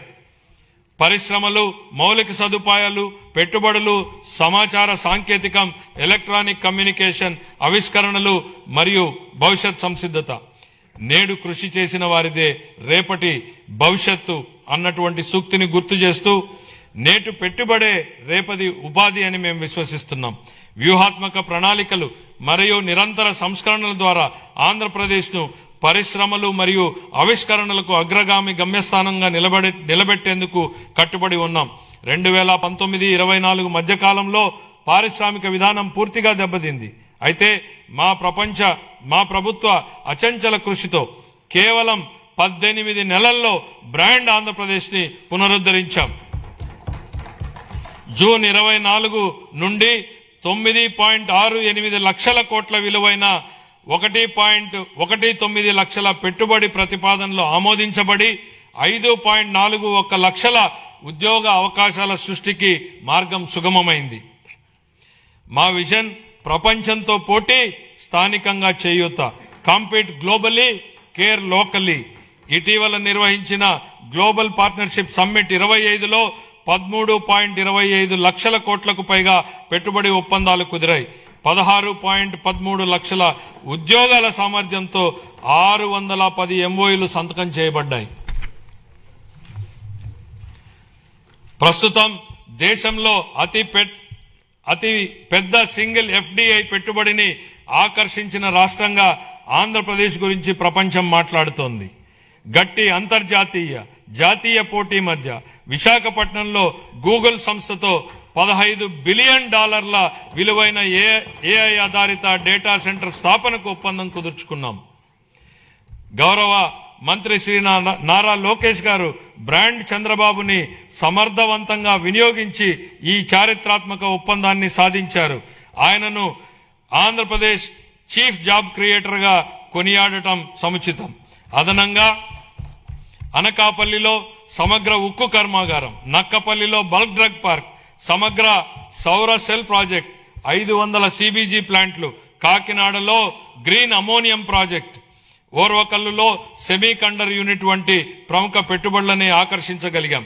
ప్రతి అసెంబ్లీ నియోజకవర్గంలో 1 చొప్పున 175 MSME పార్కులు మరియు కృష్ణపట్నం, ఓర్వకల్లు, కొప్పర్తి పారిశ్రామిక నోడలు అభివృద్ధి చెందుతున్నాయి. రామాయపట్నం 75%, మూలపేట 65%, మచిలీపట్నం 50%, కాకినాడ SEZ పోర్టు 32% వంటి కొత్త పోర్టులు ప్రాజెక్టులు వేగంగా పురోగమిస్తున్నాయి. 1523 కోట్లతో ఫేజ్ 1 మత్స్యకార హార్బర్ల ఆధునీకరణ పనులు ముగింపు దశలో ఉన్నాయి. అలాగే సాగర్మాల 2.0 సహకారంతో ఫేజ్ 2 హార్బర్లను EPC పద్ధతిలో పునః టెండర్ చేసి సకాలంలో పూర్తి చేయడానికి చర్యలు చేపట్టాం. భోగాపురం గ్రీన్ఫీల్డ్ విమానాశ్రయాన్ని అల్లూరి సీతారామరాజు అంతర్జాతీయ విమానాశ్రయంగా మార్చబడింది. ఇది 97% పూర్తి అయ్యింది. కర్నూలు జిల్లాలో ఓరోకల్లో 300 ఎకరాల్లో దేశంలో తొలి సమగ్ర డ్రోన్ సిటీని అభివృద్ధి చేస్తున్నాం. రతన్ టాటా ఇన్నోవేషన్ హబ్ ను రాష్ట్ర ప్రధాన నవకల్పనల వేదిక స్థాపించబడింది. అమరావతి క్వాంటమ్ వ్యాలీ మరియు క్వాంటమ్ కంప్యూటింగ్ సెంటర్ స్థాపన ద్వారా ఆంధ్రప్రదేశ్ డీప్ టెక్ రంగంలో అగ్రగామిగా నిలుస్తోంది. 1990లో ఐటీ విప్లవం ద్వారా లాభపడిన తరానికి పోలికగా నేటి యువత రేపటి సాంకేతిక విప్లవాల ద్వారా లాభపడనున్నారు.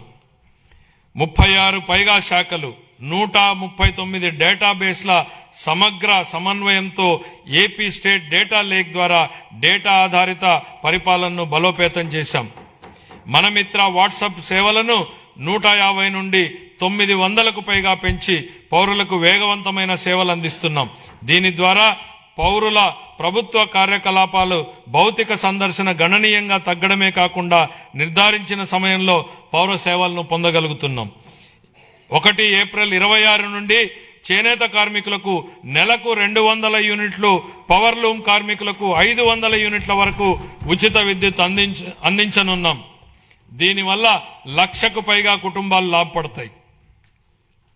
పరిశ్రమలు, వాణిజ్య శాఖకు 3,000 161 కోట్లు, మౌలిక సదుపాయాలు పెట్టుబడుల శాఖకు 1283 కోట్లు, సమాచార సాంకేతికం కమ్యూనికేషన్ శాఖకు 536 కోట్లను ప్రతిపాదిస్తున్నాను. పౌర సరఫరాల శాఖ దీపం 2.0 కింద 1.8 కోట్ల మహిళలకు సంవత్సరానికి 3 ఉచిత ఎల్పీజీ సిలిండర్లను అందిస్తూ 2897 కోట్లను వారి ఖాతాల్లో జమ చేశాం. ధాన్యం కొనుగోళ్లలో దేశానికే ఆదర్శంగా నిలిచాం. 12 ఫిబ్రవరి 26 నాటికి 8.54 లక్షల రైతు ఖాతాల్లో 10,580 కోట్ల రూపాయలు జమ అయ్యాయి. ఒకే రోజులో అంటే 24 గంటల్లోనే రికార్డు స్థాయిలో 99,740 కోట్ల నగదు వారి ఖాతాల్లోకి జమ చేయడం జరిగింది. అందులో 55% మొత్తాన్ని 8 గంటల్లో చెల్లించడం మా వేగం పారదర్శానికి నిదర్శనం. 26-27 ఆర్థిక సంవత్సరానికి పౌర సరఫరాల శాఖకు 3,821 కోట్ల రూపాయలను కేటాయింపును ప్రతిపాదిస్తున్నాను. సామాజిక సంక్షేమం, గిరిజన, బీసీ, మైనారిటీల సంక్షేమం.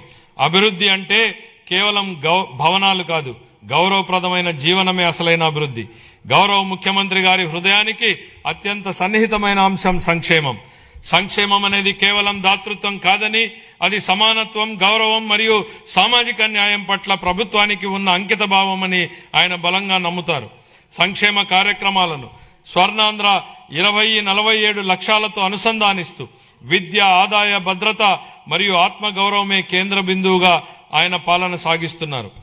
ఎన్టీఆర్ భరోసా పెన్షన్ల పంపిణీ. రాష్ట్ర సంక్షేమ చరిత్రలో ఎన్టీఆర్ భరోసా పెన్షన్లు ఒక మైలురాయి. లక్షలాది కుటుంబాలకు పెద్ద కొడుకులా గౌరవ ముఖ్యమంత్రి గారు స్వయంగా లబ్ధిదారుల ఇళ్లకు వెళ్లి పెన్షన్లను అందజేస్తూ వారికి భరోసాను కల్పిస్తున్నారు.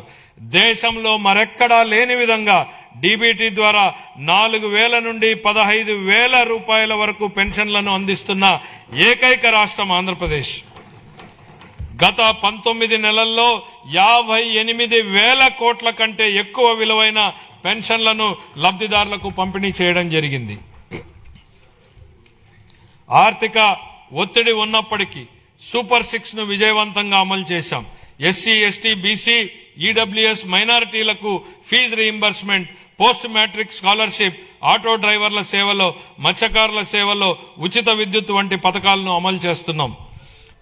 జూన్ 24 నుండి ఇప్పటి వరకు చేపట్టిన 743 సంక్షేమ హాస్టళ్ల మరమ్మతులు మరియు రెసిడెన్షియల్ పాఠశాలల పునరుద్ధరణలో పిల్లల పట్ల మా ప్రభుత్వం చూపే శ్రద్ధ స్పష్టంగా కనపడుతుంది. పిల్లలు చదువుకోవడానికి స్వచ్ఛమైన తాగునీరు, టీవీ, రియల్ టైం పర్యవేక్షణలు కల్పించి వారి ఆరోగ్యం మరియు భద్రతా వ్యవస్థలను మెరుగుపరుస్తున్నాము. వీరికి మరింత సౌకర్యాల కల్పన కోసం హాస్టళ్లు మరియు రెసిడెన్షియల్ పాఠశాలల కోసం నేను 300 కోట్లు కేటాయించాలని ప్రతిపాదిస్తున్నాను. 25-26 మధ్యకాలంలో వివిధ పథకాల ద్వారా మైనారిటీ సంక్షేమం కోసం మేము 3,766 కోట్ల రూపాయలను ఖర్చు చేశాం. చాలా కాలం క్రితం మూలన పడిన ప్రధానమంత్రి జన్ వికాస్ కార్యక్రమంను పునరుద్ధరించాం. 3 సంవత్సరాలుగా నిద్రాణంగా ఉన్న రాష్ట్ర వక్ఫ్ బోర్డును పునరుద్ధరించాం. మైనారిటీలకు ఆర్థిక సహాయంలో భాగంగా ఇమాంలకు గౌరవ వేతనం 10,000, మౌజన్లకి 5,000, పాస్టర్లకి 5,000 మరియు చదువులో వెనుకబడిన విద్యార్థులకు ఎంట్రన్స్ కోచింగ్ వంటి కార్యక్రమాల ద్వారా మా ప్రభుత్వం రాష్ట్ర వ్యాప్తంగా మైనారిటీ వర్గాల విద్యా పురోగతి, ఆర్థిక సాధికారత మరియు సామూహిక అంశాలపై దృష్టి సారించింది. ఉన్నత విద్య మరియు వృత్తి విద్యను అభ్యసించే బీసీ విద్యార్థులకు పూర్తి ట్యూషన్ ఫీజు రీయింబర్స్మెంట్, అలాగే పోస్ట్ మెట్రిక్ విద్యార్థులకు నిర్వహణ భత్యం ఇవ్వబడుతుంది. కల్లుగీతు కార్మికులకు మద్యం దుకాణాలలో 10% రిజర్వేషన్లు కల్పించాం. నాయి బ్రాహ్మణుల సెలూన్లకు ఉచిత విద్యుత్తును నెలకు 200 యూనిట్లకు పెంచాం. వడ్డెర కులస్తులకు మైనింగ్ లీజులో 15% రిజర్వేషన్లు మరియు సీనరేజ్ ఛార్జీలపై 50% సబ్సిడీని కల్పించాం. మహిళా సంక్షేమం. డాక్టర్ బిఆర్ అంబేద్కర్ ఇలా అన్నారు, ఒక సమాజం యొక్క పురోగతిని మహిళలు సాధించిన పురోగతి స్థాయి ద్వారా నేను కొలుస్తాను. స్వర్గీయ ఎన్టీ రామారావు గారు మహిళలకు ఆస్తిలో హక్కు సమాన వాటా కల్పించగా మా ప్రభుత్వం ఉద్యోగాలు మరియు విద్యా సంస్థల్లో మహిళలకు 33% రిజర్వేషన్లను అమలు చేసింది. స్వర్ణాంధ్ర 2047 దార్శనికతను సాధించడంలో మహిళలు ప్రధాన పాత్ర పోషిస్తారు. సంవత్సరానికి ఆశించిన 15% వృద్ధి రేటును సాధించడానికి ఆర్థిక కార్యకలాపాల్లో వారి భాగస్వామ్యాన్ని పెంచడం చాలా ముఖ్యం. గౌరవనీయమైన ముఖ్యమంత్రి ఒక సంవత్సరంలో 1,00,000 మంది మహిళా వ్యవస్థాపకులను సృష్టించాలని లక్ష్యంగా పెట్టుకున్నారు. వన్ ఫ్యామిలీ వన్ ఎంటర్ప్రెన్యూర్ చొరవ కింద స్వయం సహాయక సంఘాల మహిళలను చిన్న మధ్య తరహా వ్యవస్థాపకులుగా మార్చుతున్నారు. జూన్ 24 నుండి మేం ప్రవేశపెట్టిన అనేక సంస్కరణల ద్వారా మహిళలకు అనేక ప్రోత్సాహాలు అందించాము. ప్రస్తుత సంవత్సరంలో మా ప్రభుత్వం 9,958 అంగన్వాడీ కేంద్రాలను అప్గ్రేడ్ చేసింది. 4,687 మినీ అంగన్వాడీ కేంద్రాలను ప్రధాన కేంద్రాలుగా అప్గ్రేడ్ చేశాం. అప్గ్రేడ్ చేయబడిన అంగన్వాడీ కేంద్రాలలో అంగన్వాడీ సహాయకులను నియమించి వంట సౌకర్యాలు మెరుగుపరచబడ్డాయి. ప్రధానమంత్రి జన్మన్ కింద పీవీటీజీ ప్రాంతాలలో 192 కొత్త అంగన్వాడీ కేంద్రాలు మంజూరు చేయబడ్డాయి. ఇవి 26-27లో పూర్తవుతాయి. అంగన్వాడీ కార్యకర్తలు, సహాయకులు మరియు ఆశా కార్యకర్తలు అంగన్వాడీ కేంద్రాల్లోని పిల్లలకు కీలకమైన సేవలు అందిస్తారు. అందుకుగాను వారి సుదీర్ఘ సేవలను గౌరవిస్తూ మా ప్రభుత్వం వారి పదవీ విరమణ సమయంలో గ్రాట్యుటీని అందించడానికి ఉత్తర్వులు జారీ చేసింది. ముఖ్యమంత్రి గారి నాయకత్వంలో వికలాంగ సమగ్ర అభివృద్ధి కోసం ఇంద్రధనస్సు అనే కార్యక్రమం ప్రారంభించబడింది. ఇందులో భాగంగా ఉచిత బస్సు ప్రయాణం, సబ్సిడీ పథకాల పునరుద్ధరణ, క్రీడా శిక్షణ, గృహ నిర్మాణం, వినికిడి లోపం ఉన్నవారికి ప్రత్యేక డిగ్రీ కళాశాల మరియు దివ్యాంగుల భవనాలు వంటి ప్రధాన అంశాలున్నాయి. 2026-27 ఆర్థిక సంవత్సరానికి నేను ఈ కేటాయింపులను ప్రతిపాదిస్తున్నాను. ఎస్సీ కాంపోనెంట్ కోసం 20,644 కోట్ల రూపాయలు, ఎస్టీ కాంపోనెంట్ కోసం 9,190 కోట్లు, బీసీ కాంపోనెంట్ కోసం 51,021 కోట్ల రూపాయలను, మైనారిటీ వర్గాల సంక్షేమం కోసం 6,090 కోట్ల రూపాయలను, మహిళలు, పిల్లలు, వికలాంగులు మరియు సీనియర్ సిటిజన్ సంక్షేమం కోసం 4,582 కోట్ల రూపాయలు. ఉద్యోగుల సంక్షేమం, ఉద్యోగ సంఘాల సలహాలు సూచనలతో కోరిన తర్వాత ఉద్యోగుల భవిష్యత్ నిధి మరియు పెన్షన్ ప్రక్రియలను సజావుగా మరియు కాగితరహితంగా చేస్తున్నాం.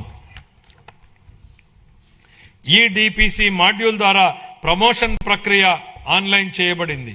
ప్రభుత్వ ఉద్యోగులు మరియు పెన్షనర్లకు చాలా కాలంగా పెండింగ్ లో ఉన్న బకాయిలను కూడా చెల్లించడం ప్రారంభించింది. 1,100 కోట్ల రూపాయల డిఆర్ బకాయిలను విడుదల చేశాం. జీపీఎఫ్ మరియు జీఎల్ఐ చెల్లింపులు క్రమం తప్పకుండా చేయబడుతున్నాయి.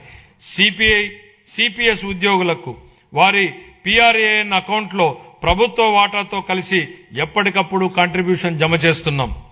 మహిళా ఉద్యోగులకు వారి వృత్తి మరియు వ్యక్తిగత జీవితాలలో సమతుల్యతను పెంపొందించే దిశగా సర్వీసులో ఎప్పుడైనా పిల్లల సంరక్షణ సెలవులను పొందేందుకు వీలుగా పిల్లల వయోపరిమితిని తొలగించాము. ఉద్యోగి ప్రమాదవశాత్తు మరణించిన సందర్భంలో ప్రభుత్వ నిబంధనలకు మించి వారికి బీమా ప్రయోజనాలను అందించడానికి రాష్ట్ర ప్రభుత్వం జీతం ప్యాకేజీ కింద మా ప్రభుత్వం బ్యాంకులతో ఒప్పందం కుదుర్చుకుంది. మా ప్రభుత్వం వివిధ కేటగిరీలలో 30,607 ప్రభుత్వ ఉద్యోగాలను భర్తీ చేసింది. గత ప్రభుత్వ హయాంలో ఆరోగ్య రంగం గత ప్రభుత్వ హయాంలో బకాయిలు చెల్లించని కారణంగా ఆరోగ్య వ్యవస్థలు ఇబ్బందులు ఎదుర్కొన్నాయి. దీనితో చాలా కుటుంబాలపై ఆర్థిక భారం మోపబడి ఆర్థికంగా మానసికంగా చాలా బాధపడ్డారు. గత ప్రభుత్వ ఆరోగ్య రంగానికి చెల్లించవలసిన 6,486 కోట్ల రూపాయలు బకాయిలను చెల్లించకుండా వదిలేసింది. వీటిలో ఎక్కువ భాగం మా ప్రభుత్వం చెల్లించి ప్రజలకు ప్రభుత్వం మీద విశ్వాసం కల్పించింది. వ్యాధి కన్నా వ్యాధి చికిత్స కన్నా నివారణే ముఖ్యమని మేము నమ్ముతున్నాం. నివారణ వల్ల ఆరోగ్య అవసరాలపై జేబులో నుంచి ఖర్చు గణనీయంగా తగ్గిస్తుంది. మా ప్రభుత్వం అధికారం చేపట్టిన తర్వాత పౌరుడిని ఆరోగ్య సంరక్షణలో కేంద్రంగా ప్రాజెక్ట్ సంజీవనిని చేపట్టింది. కుప్పంలో సిటిజన్ హెల్త్ స్క్రీనింగ్ పైలట్ కింద 41 రోగ నిర్ధారణ పరీక్షలను కవర్ చేసి 63,867 మంది వ్యక్తులను పరీక్షించింది. 6,300 కంటే ఎక్కువ హైరిస్క్ కేసులను గుర్తించి వాటిని ప్రాజెక్ట్ సంజీవనికి అనుసంధానించింది. 2026-27 సంవత్సరానికి ఆరోగ్య వైద్య మరియు కుటుంబ సంక్షేమ శాఖకు 19,306 కోట్లు కేటాయించాలని నేను ప్రతిపాదిస్తున్నాను. కార్మిక శాఖ కేంద్ర ప్రభుత్వం ప్రవేశపెట్టిన కార్మిక సంస్కరణలకు అనుగుణంగా మా ప్రభుత్వం పాత చట్టాలను సమీకరించి నూతన కార్మిక్ కోడ్స్ ను అమలు చేసింది. కార్మికుల సంక్షేమాన్ని మరింత బలోపేతం చేయడానికి కొత్త ఈఎస్ఐ వైద్య సేవా సదుపాయాలను ప్రారంభిస్తున్నాం. విజయనగరం, గుంటూరు, నెల్లూరు జిల్లాల్లో 100 పడకల ఆసుపత్రులు, కర్నూలు, శ్రీ సిటీ, అచ్యుతాపురం, శ్రీకాకుళం ప్రాంతాల్లో 30 పడకల ఆసుపత్రులు ఏర్పాటు చేయబడుతున్నాయి. తిరుపతి ఈఎస్ఐ ఆసుపత్రిని 50 పడకల నుంచి 100 పడకలకు విస్తరించడం ద్వారా రాయలసీమ ప్రాంతంలో ద్వితీయ శ్రేణి వైద్యుల సేవల అందుబాటు గణనీయంగా మెరుగుపడింది. 26-27 ఆర్థిక సంవత్సరానికి కార్మిక శాఖకు 735 కోట్లను కేటాయించాలని నేను ప్రతిపాదిస్తున్నాను. గృహ నిర్మాణం 2019-24 మధ్యకాలంలో గృహ నిర్మాణ పథకాల కోసం కేటాయించిన 3,300 కోట్లను ఇతర ప్రయోజనాలకు మళ్లించారు. జూన్ 24 నుండి ఆ నిధులను గృహ నిర్మాణానికి వినియోగించి 3 లక్షల ఇళ్ల నిర్మాణాన్ని పూర్తి చేశాం. సుమారు 6 లక్షల లబ్ధిదారులపై ఆర్థిక భారం తగ్గించేందుకు ఎస్సీ, బీసీ వర్గాలకు అదనంగా 50,000, ఎస్టీలకు 75,000, పీవీటీజీలకు ₹1,00,000 ఆర్థిక సహాయం అందిస్తున్నాం. వచ్చే సంవత్సరంలో మరో 6 లక్షల ఇళ్లను పూర్తి చేయాలని లక్ష్యంగా పెట్టుకున్నాం. అలాగే ప్రతి అర్హుడైన కుటుంబానికి PMAY గ్రామీణ పథకం కింద ఇళ్లను మంజూరు చేస్తాం. 26-27 ఆర్థిక సంవత్సరానికి గృహ నిర్మాణ శాఖకు 6,357 కోట్ల రూపాయల కేటాయింపును ప్రతిపాదిస్తున్నాను. ఎనర్జీ ఆధునిక అభివృద్ధికి ఎనర్జీ ప్రాణాధారం. ఎనర్జీ భద్రత అంటే ఆర్థిక భద్రత. వ్యవసాయం, పరిశ్రమలు, సేవా రంగం, విద్య, ఆరోగ్యం ప్రతి రంగం విశ్వసనీయమైన అందుబాటు ధరల్లో ఉన్న విద్యుత్పై ఆధారపడి ఉంటుంది. గత పాలనలో PPAలను అస్తవ్యస్తంగా రద్దు చేయడం వల్ల అధిక ధరల విద్యుత్ కొనుగోలు చేయాల్సి వచ్చింది. ట్రూ అప్ ఛార్జీల రూపంలో ప్రజలపై భారంగా మారింది. మా ప్రభుత్వం సరైన విద్యుత్ కొనుగోలు విధానాలు, స్వీయ ఉత్పత్తి పెంపు ద్వారా ఈ రంగాన్ని స్థిరీకరించింది. ఫలితంగా టారిఫ్ సవరణలు చేసి లబ్ధిని వినియోగదారులకు అందించగలిగాం. ప్రస్తుత సంవత్సరంలో వ్యవసాయ విద్యుత్ సబ్సిడీగా 11,000 కోట్లకు పైగా విడుదల చేసి 22.5 లక్షల మంది రైతులకు లబ్ధి చేకూర్చాం. అలాగే ఆక్వా టారిఫ్ సబ్సిడీగా 890 కోట్ల రూపాయలను విడుదల చేసి 48,500 మంది ఆక్వా వినియోగదారులకు మద్దతు ఇచ్చాం. BPL వృత్తిదారులకు సబ్సిడీ టారిఫ్లు కొనసాగిస్తున్నాం. సమగ్ర స్వచ్ఛ ఇంధన విధానం కింద 24 నుండి 2.88 లక్షల కోట్ల విలువైన 55 ప్రాజెక్టులను మంజూరు చేశాం. ఇందులో 15.5 గిగావాట్ల సౌరశక్తి, 4.86 వాయుశక్తి, 17.7 గిగావాట్ల పంపుడు స్టోరేజ్ ప్రాజెక్టులను, 1 MMATPA గ్రీన్ హైడ్రోజన్ వంటి ప్రాజెక్టులు ఉన్నాయి. 26-27 ఆర్థిక సంవత్సరానికి గాను ఎనర్జీ శాఖకు 13,934 కోట్ల రూపాయలను కేటాయించాలని ప్రతిపాదిస్తున్నాను. రవాణా, రహదారులు మరియు భవనాలు. గత పాలనలో రహదారుల దుస్థితి కారణంగా ప్రజలు తీవ్ర ఇబ్బందులు పడ్డారు. గుంతలతో నిండిన రహదారులు ప్రమాదాలకు దారితీశాయి. మా ప్రభుత్వం అన్ని వర్గాల రహదారుల మెరుగుదలకు విస్తృతంగా చర్యలు చేపట్టింది. ఈ సంవత్సరం 2,499 కోట్లతో 6,030 కిలోమీటర్ల రహదారులను అభివృద్ధికి మంజూరు చేయడం జరిగింది. పూర్వోదయ పథకం కింద ఈ బస్సులను పొందేందుకు ప్రయత్నిస్తున్నాం.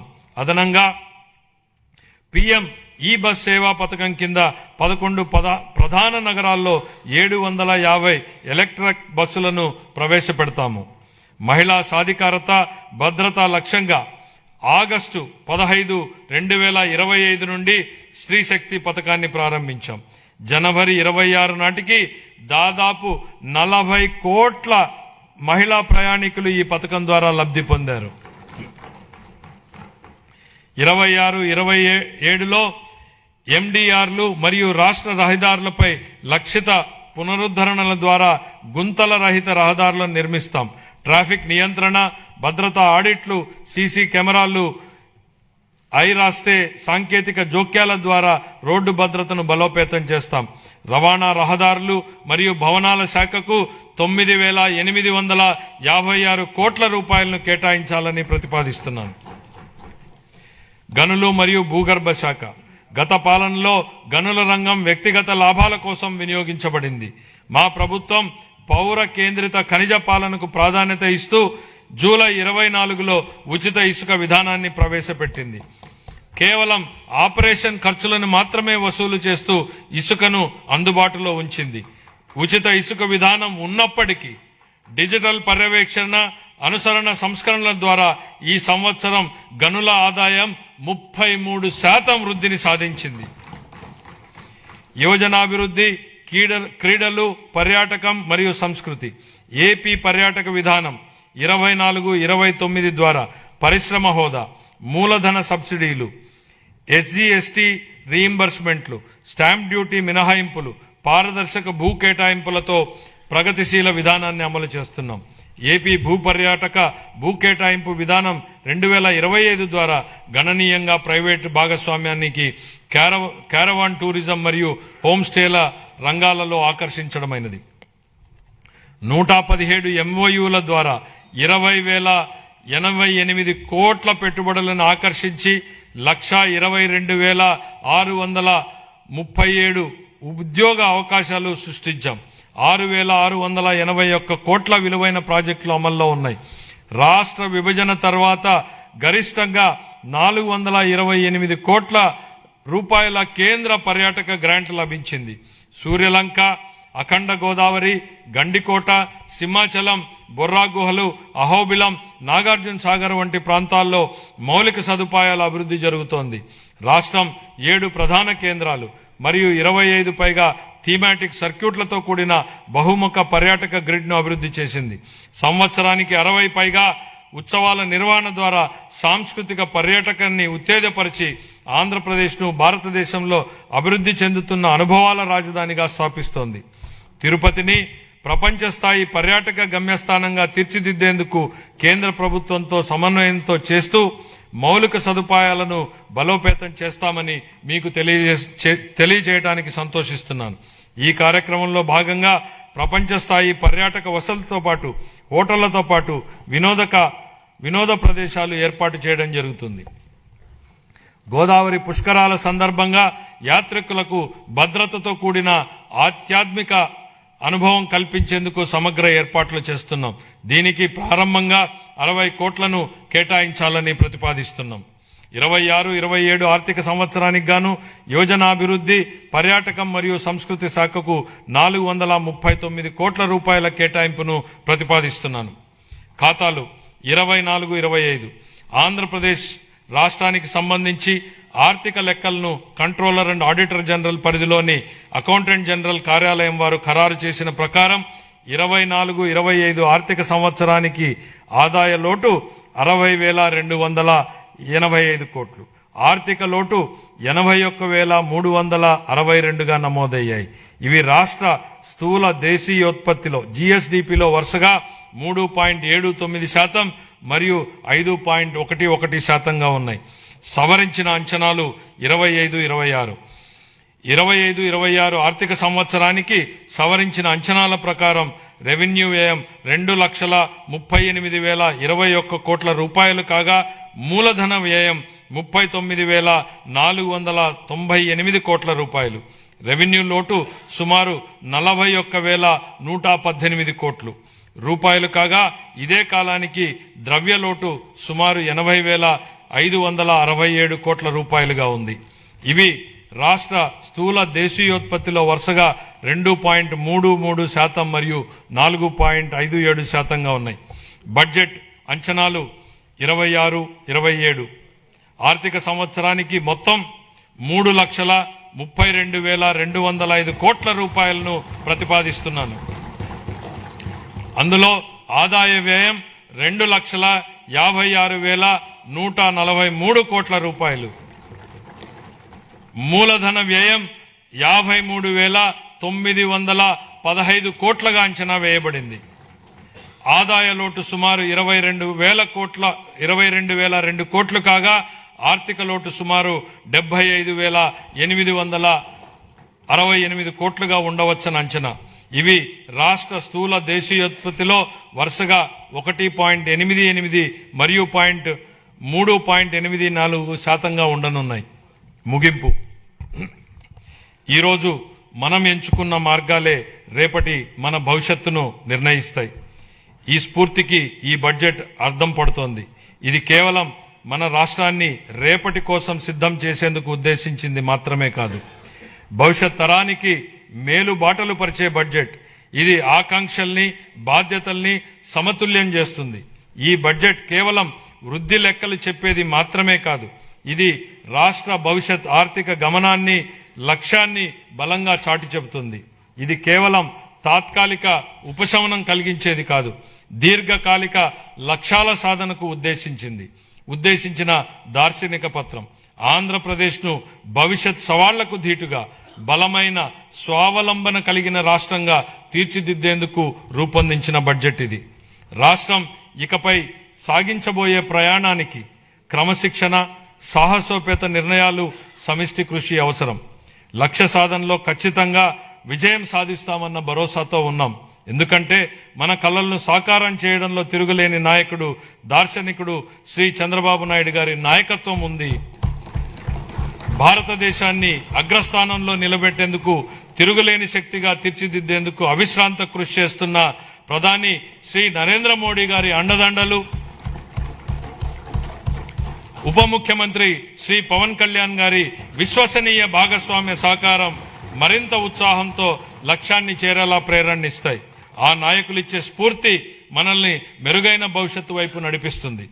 ప్రజలు వేసే ప్రతి ఓటులో వారి ఆశలు, ఆకాంక్షలు నిక్షిప్తమై ఉంటాయి. ప్రతి ఓటు వెనుక ప్రజల ఆకాంక్షల్ని మనం నిరంతరం గుర్తుపెట్టుకోవాలి. వాటిని సాకారం చేసేందుకు ప్రతిరోజు, ప్రతి క్షణం మనం కృషి చేయాలి. పరిపాలన అంటే అధికారం చెలాయించడం కాదు, ప్రజలకు సేవ చేయడం. ఈ బడ్జెట్ను మనం దీని పరిణామాన్ని బట్టి కాకుండా ఎంత నిబద్ధతతో దీన్ని అమలు చేశామన్న దాన్ని బట్టి చూడాలి. దీనిలో చేసిన ప్రకటనల్ని బట్టి కాకుండా అవి ప్రజల జీవితాలపై ఎలాంటి ప్రభావాన్ని చూపాయన్న దాన్ని బట్టి గుర్తుపెట్టుకోవాలి. ప్రజలు మాపై ఉంచిన అచంచల విశ్వాసానికి కృతజ్ఞతలు తెలియజేస్తూ, వారికి సేవ చేసే భాగ్యాన్ని మాకు కల్పించినందుకు ధన్యవాదాలు తెలియజేస్తూ ఈ బడ్జెట్ను గౌరవ సభ ఆమోదం కోసం సమర్పిస్తున్నాను. జై ఆంధ్రప్రదేశ్, జై హింద్.